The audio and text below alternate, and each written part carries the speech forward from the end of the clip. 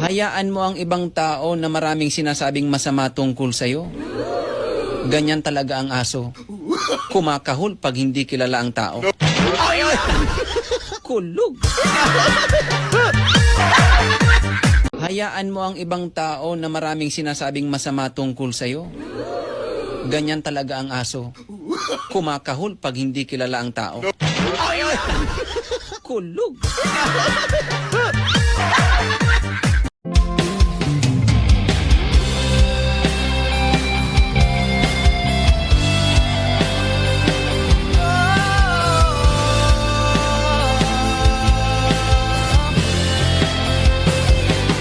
Bakit, ha?